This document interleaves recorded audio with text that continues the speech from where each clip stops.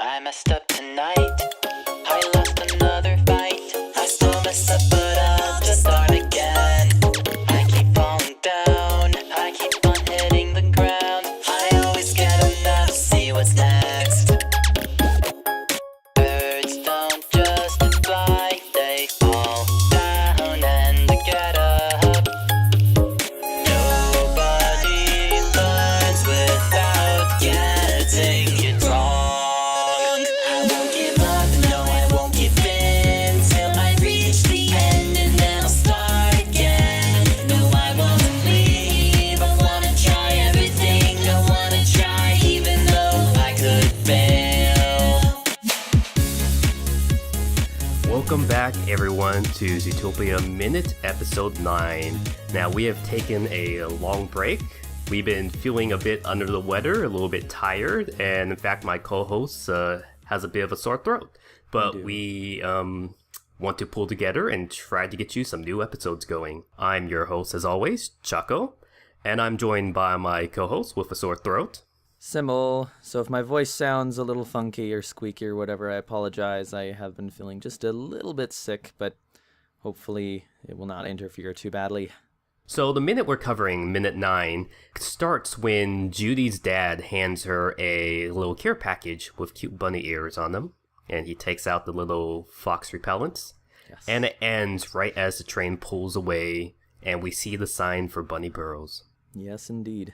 And this is the first minute where we actually see some of the size differences for animals we were talking about in earlier episodes, how in a world like Zootopia, where you have animals of different species and different sizes living together, you would have to have infrastructure that would support all these different sizes.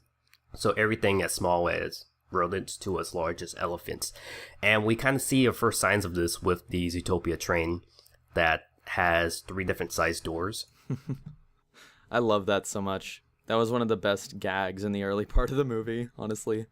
I think it works because it brings up that question we were talking about, like how would a train work for both mice and giraffes? Yeah, so they've got to be separate compartments because when you think about it, if you've got like one train car that's just fitting every type of animal in it, you've got like elephants in there, giraffes, lions, then you have rabbits and like mice and rats and stuff like that. All the small ones are going to get crushed. So I see how it helps to have a separate little tube running along the side of the train for just the very small ones, and then you just go in by size. I wonder if maybe there was like a civil rights thing in the history of this universe that said like, we want to have our own separate compartments so we don't have to sit with these elephants and be crushed. Safe spaces. Yes. Yeah, that's correct. exactly. Safe space for mice. Literal safe space. Like it's actually kind of dangerous otherwise. So, one thing I think that's also kind of interesting is we do see some of the xenophobia kind of brought up by Judy's father, when he pulls out the care package, and they actually make products specifically to repel foxes. Yeah, Fox Away, the nice pink branded, and it's a heavily gendered product. My goodness. Like, such a regressive society. I mean, like, what would happen if, okay, because I'm Asian, I could say this, like, what would happen if someone made, like, a Chinese repellent or a Chinese taser, like, specifically repellents and sprays to block away, like, Chinese people or something like that? That's kind of what they're doing in this world. That may have been a thing in, like, the 1900s, late 1800s. I know, like, the yellow Gold fever rush. was a big thing, yellow scare and all that stuff, but Yellow Chinese fever is an actual disease, isn't it? Yeah, yellow fever. Yeah, I don't know. I should know. Actually, I'm the medical person. I should know. Yellow fever. Let me check. Okay, you just wasted my one Google search. Thanks.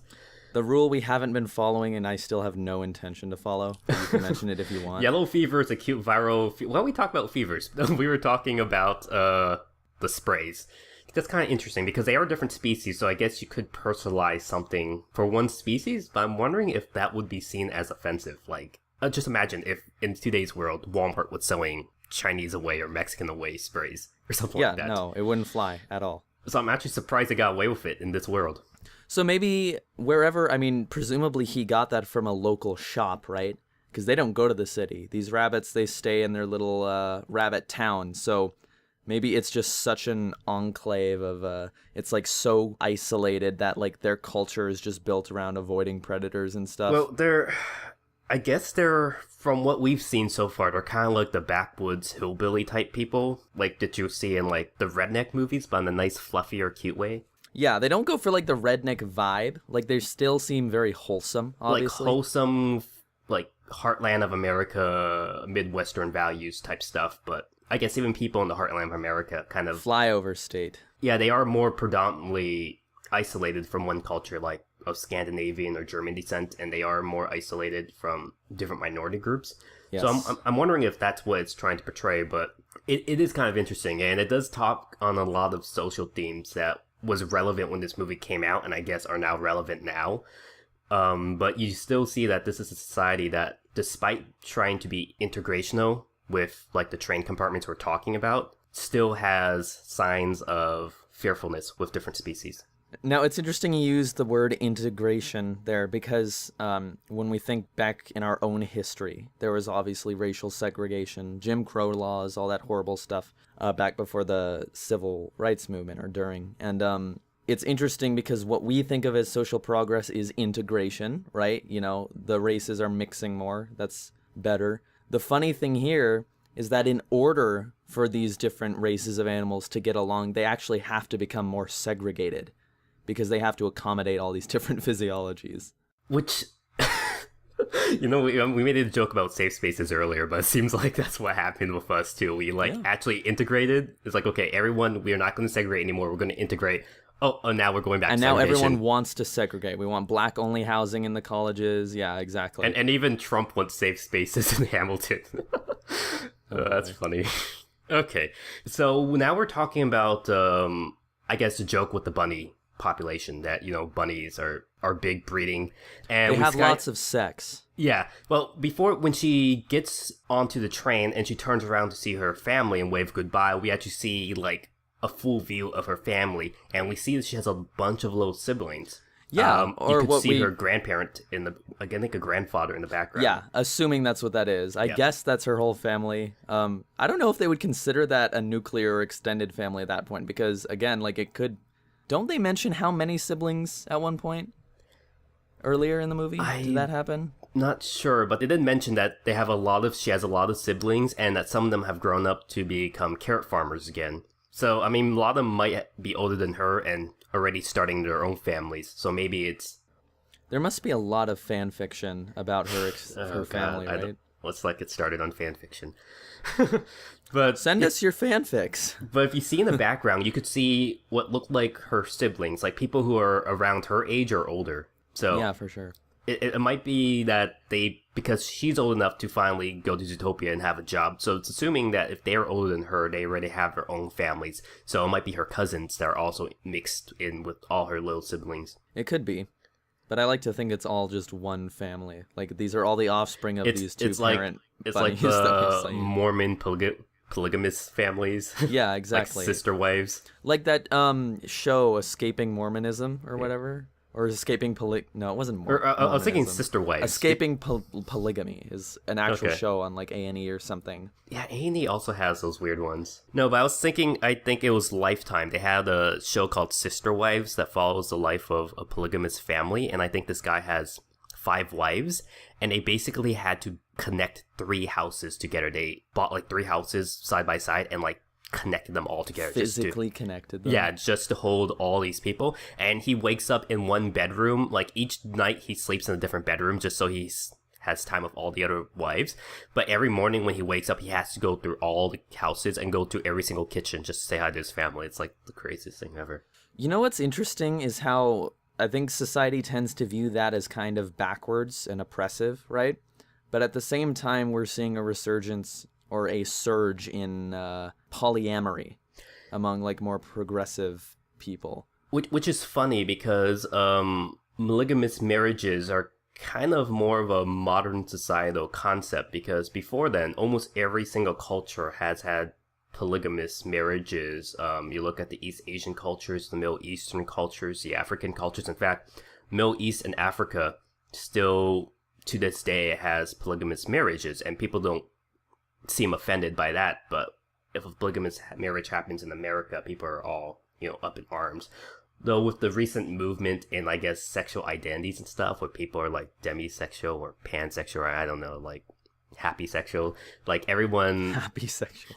everyone now today, like now because I guess gender identity and relationship is such a big thing now, I'm not going to be surprised if we see our society moving towards that idea that polygamy, which we used to look down on, is now once again having a resurgence. Well, it probably has a lot to do with the perception of consent as well. I think when people look at it in a religious concept, they automatically sort of view it through this lens of it's religion, so therefore it is oppressing the woman.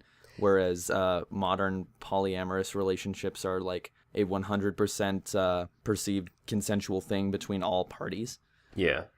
I've seen arguments for and against it because people are saying it's oppressing females because it's normally one male with a bunch of wives. Mm-hmm. The opposite exists, but it's not as common. Yeah, but it's funny because it still happens today in the Middle East and Africa, but people don't really normally criticize that. But if it's happening in America, it does receive a lot of flack. Though there's... Why are we talking about polygamy? It's funny because Judy only has one mother, so we can't even compare it to what's happening now, unless... Just let the tangent happen.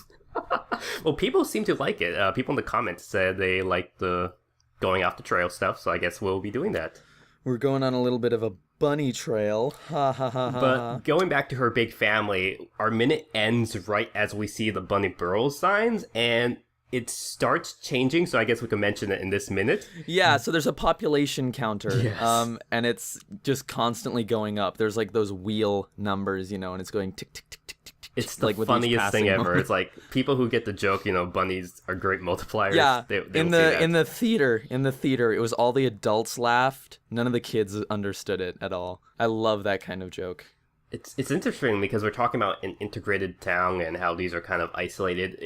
You have bunny ears on the sign, so it's a predominantly bunny-centric society. So I guess like people like Gideon and all the other citizens of that area maybe would feel like underclass citizens. Maybe that's why Gideon had some pent-up anger because he maybe was subjugated. What if we in America actually just themed towns off of the predominant race? Like obviously there are towns where one race is like the huge majority, but it's not as if like, welcome to Whitesburg. Well, actually, we...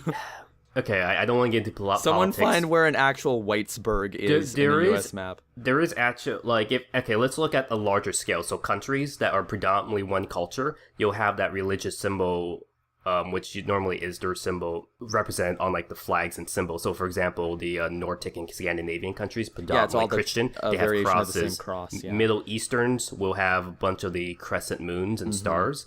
And of course, Israel has the Star of David. Star of David. And actually, if you look in the South, for areas that do seem to have a lot of large white populations, you see remnants or variations on of the Confederate flag on their state seal or state symbol. Yep. And if you go to more African American dominated communities, you see remnants of African American tribal symbols represented in their state seals and flags as well. So we do kind of have that, maybe not in the name, but we do see that in like the symbols that represent the cities. Well, hey, I mean, if you can have a town called Ponyville in Equestria, it's kind of the same principle there. Hey, Manchester. There we go. Naming it after your species. There's a Manchester in England. Well, Does a that lot count? of towns are named after people, which actually, what's interesting is actually, I guess when we're talking about that, you live in King County in Oh, yes. this Washington, story. right? Yeah, so King County is the county in which Seattle lies. And what's interesting is that I forget the guy's precise name, but it was originally named after something King, who was like a city father or a county father back in Washington's history, however long ago. But after the Civil Rights Movement, I want to say the actual change happened sometime in the 80s, maybe. There was like a referendum or something, and they officially renamed the county after Martin Luther King Jr., which of course didn't involve changing the actual name or the spelling or anything. The name of the county was the same. They just said, now it means this guy whose name was King instead of this guy whose name was King. And the thing is, Martin Luther King Jr., that's a cool guy, obviously, no problem with that, but I also kind of feel a little bad for the original guy. Bad, yeah, because, so the original person is William Rudolph King, who was the vice president of the Washington Territory. So when when the Washington Territory area was still considered like a republic within a republic, he was the vice president of that territory. I like how you know more about my state history than I do. Well, okay, it's funny because I love, like, I think even before all this crazy secessionist stuff started coming out, I'm a big fan of the histories of individual states, because people forget that the United States, when it was founded, it was 13 colonies, 13 United States. The term state does not mean province as we think of it today. No, they're all sovereign. It's dual sovereignty. Sovereign nations. That's why you see a lot of these different states, like the Commonwealth of Virginia, the Republic of California, the Republic of Texas, and all that stuff. And it was supposed to be like what the European Union is today, where you have all these separate states and nations, but represented by just one united force on the world stage. Yeah. And that's what America was initially, until the Civil War, which changed the entire dynamic. But before then, a lot of these states still acted autonomously and independently with their own rules and laws. And some of them even had embassies represented in certain areas, which is kind of cool. I mean, to be fair, I think it's better to say, it's more accurate to say that the U.S. was most like the EU when it was the Articles of Confederation. Yeah, when it was Articles of Confederation, and slightly some, so for example, California and Texas had some more special privileges when they entered the Union because of their relative short history as independent republics beforehand. Yes. Texas actually reserved the right in its state constitution to split into five separate states at any time. California has a similar thing as well. And I think what was interesting is we were bringing, I don't know if I brought this up with you earlier, but because of that situation, so during the Cold War when the UN was formed and America and the Soviet Union were fighting over different UN chairs, the Soviet Union initially demanded, hey, we are made up of 15 socialist republics. We demand 15 seats. And America countered, well, we are made up of 48 states, so we demand 48 states. And to make everything fair, the UN said, okay, Soviet Union, you get 2 extra seats. United States, you get 2 extra seats. The Soviet Union gave those 2 extra seats to Ukraine and Belarus. Initially, I think the United States wanted to give it to California and Texas, who were 2 former republics that actually still had some embassies in different countries, but they decided it would cause a lot of controversy, and so we actually have 2 seats in the UN that are not used, and in retrospect, they probably should go to, like, Puerto Rico and Guam. Interesting. But yeah, so that's an interesting situation that we have right now, and it's funny because I'm a Californian and I'm currently living in Texas, so it's just funny to see secessionist movements from 2 different angles. Yeah, you've been tweeting all about that Calexit stuff. Oh my god. Okay, I don't want, hopefully none of those people listen to this podcast, but you probably know I'm completely like trolling them a bit. Oh yeah, I know you're being totally facetious. Do you see do you see the propaganda, how much different styles I've been doing it in? Like I have. I've been doing it in Civil War propaganda style, German World War I style, and Soviet Union style. And just make a straight up like Nazi. No, I'm slowly moving in that direction, but I don't want to. Okay, I don't. Hopefully, don't want to let it out. The cat out of the bag. Hopefully, none of them are not listening to this. But it's funny because people criticize Texas every 4 years. Texas has this, oh, we want to secede from the United States, and people are like, oh, it's just right wing backwards bigotry that is allowing for this. But then when California wants to secede, people are like, oh no, it's great, it's glorious. And California, stuff. Man, it's groovy. Let them be their own state. Do you not see that you're hypocritical when like Texas wants to secede, but then when California wants to secede, now everyone's thinking it's like a great thing? It's like, no, that's ridiculous. Breaking news: people are hypocrites. And it's funny because people who are that's the other side. People who are opposing the Calexit, that's such a stupid name. Calexit. Yeah, the Calexit thing. People are saying, oh, you guys are trying to create a communist country. It's like, do you understand the definition of communism? A state seceding from a larger federal entity to rule over itself is the exact opposite of communism. So, I mean, both sides of the argument are completely ridiculous because they don't even know the meaning of states' rights or communism and all that stuff. It's just, It would also just not really accomplish the goal that they want with it because, you know, a lot of this came after the election and it was like, California should secede, all these West Coast states should secede. Yeah, doing that is also going to tip everything in the U.S. more Republican because suddenly all these electoral votes from these blue states, all this blue politics on the West Coast will get removed out of the picture. Yeah.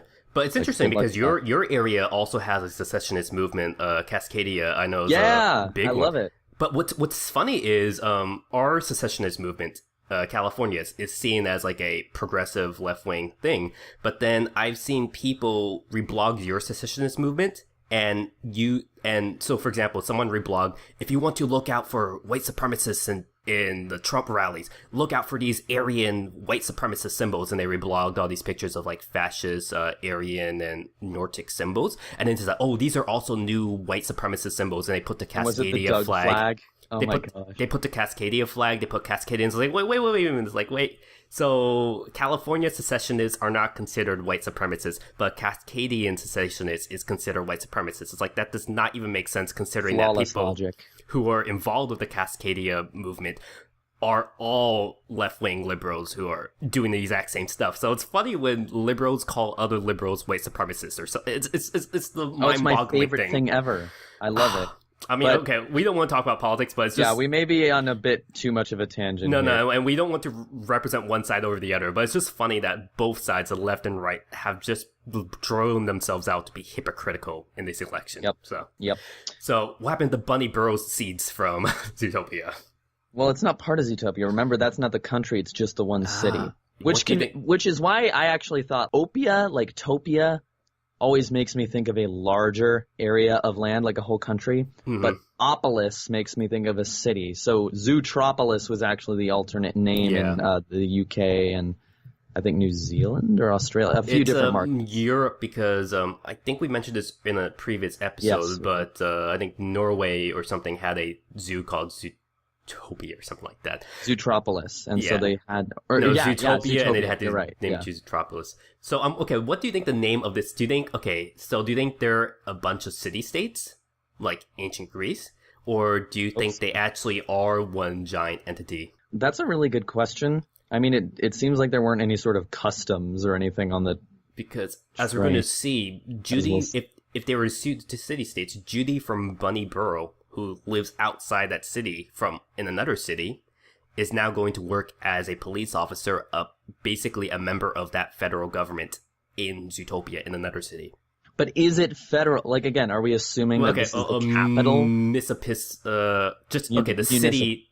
The city government. She is from another city, and she's working in basically the highest employment of that the major area. Metropolitan zone. Yes. It's like if a general from Sparta, all of a sudden went to Athens and decided to, be like a senator or something like that. It might be. If we can assume that they're city-states, which I don't think they are. We'll see. We'll see how that works. We'll see how that works. But, this is a big deal for Judy. We can see how much it's kind of tearing up her family to see her go. They're all very worried about her. And this is like a big first step on her journey, right? Getting on that train, we see her. She's so eager to go. And then she pauses for a moment and turns around and realizes she forgot to really properly say goodbye, and she has to run back and go and hug her parents again. Oh, I think we all have that moment too. Like, okay, this is a really good metaphor for going off to college. I think a lot of people in our generation could see it that way. And I think a lot of people are like that. Like, I guess my situation was a bit different because I went to boarding school. But I do know before I went off to boarding school, and a lot of my family, when they did go off to college, there's like, you're stuck in this family that you've been living with for 18 years. And you really just want to break free and go to a new city, go on new adventures and learn more. And you're so eager just to get out of it. But, before you go, you realize I'm living behind this group of people who I've known and lived with for 18 years. And it kind of represents that perfectly in this movie. It really does. I think that probably did resonate with quite a few people in the audience.